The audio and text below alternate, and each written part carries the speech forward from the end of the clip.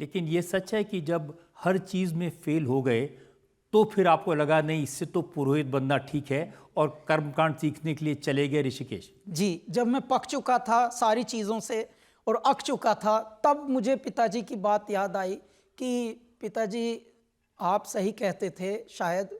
और एक महात्मा जी पिताजी के मित्र ही मिले सफदरजंग एन्क्लेव में, आश्रम अभी भी है उनका। तो वो उन्होंने बताया कि चलो तुम मेरे साथ चलो परमार्थ निकेतन ऋषिकेश में और वहीं सीखना। स्वामी परिपूर्णानंद जी थे। तो ये कर्मकांड सीखना, 6 साल में तुम पुरोहित हो जाओगे, तुमको कहीं मैं भेज दूंगा, चाहे मॉरिशस या कहीं 1-2 जगह का नाम लिया, सिंगापुर या मॉरिशस। तो मुझे अचानक लगा हर चीज़ में तो विफल हुआ ही हूँ, अब क्या पता कर्मकांड सीख के पंडित बन के, क्या पता विदेश में जाके पंडित बनेंगे, तो इसमें पिताजी जैसे 100-150 रुपया नहीं कमाएंगे दिन के, कुछ अच्छी इनकम होगी। तो चलो कोई नहीं, लौट के बुद्धू घर को आ गए। तो वैसा हुआ साहब। लेकिन फिर क्या है कि करणहार करतार जो भी हैं, चले खूब तुरप की चाल लगा के रंगों का ताता, रचना के रचनाकार का खेला समझ नहीं आता। कुछ ऐसे खेल रचते हैं कि वहां भी ऋषिकेश में भी जब हम कर्मकांड सीख रहे थे तो उस वक्त हमारे जो साथी थे, हमारे क्लासमेट्स कहें जिनको, वो हमसे 7-7, 8-8, 9-9 साल छोटे। अब हम 21 टाइप के हो गए हैं, 12-13 की आयु से निकले, धक्के खाए यहाँ वहाँ, अब हम 21 के होके पंडित बनने गए हैं। अच्छा, हमारे जो साथी हैं वो 13-14 साल वाले हैं। तो थोड़ा वहाँ कॉम्प्लेक्स मन में आया, यार अब मैं ये कर रहा हूँ, भगवान मैं क्या, हर जगह मैं विफल होता हूँ दाता, अब मेरी यहाँ परीक्षा लेने भेज दिया आपने।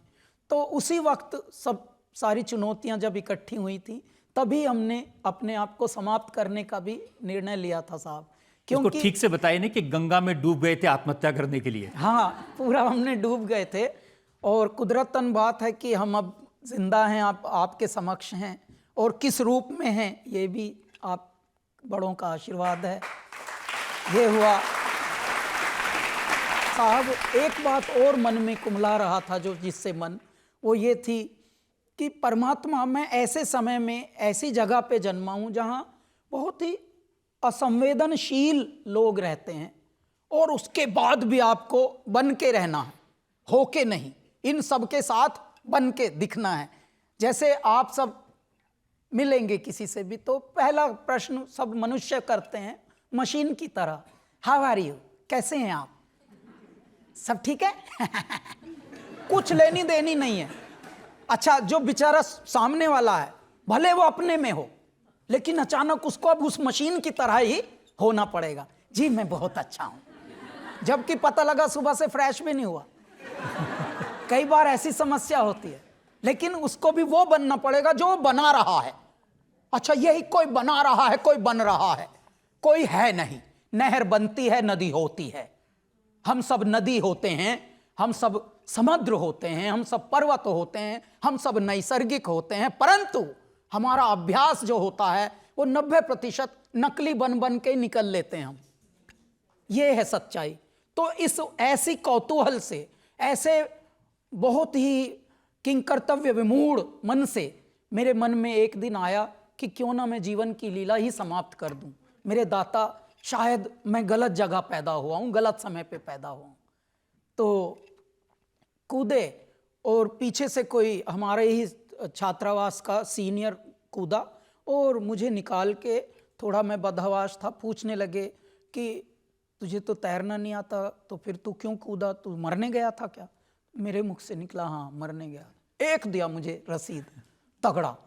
तो मैं पूरा 24 घंटे तक रजत जी रूम से बाहर नहीं निकला, ये सोच के कि मेरे दाता मैं यहाँ भी विफल हुआ। मैं जो भी कृत्य करता हूँ, जो भी करता हूँ, मैं विफल होता हूँ। I am a prodigy of failures.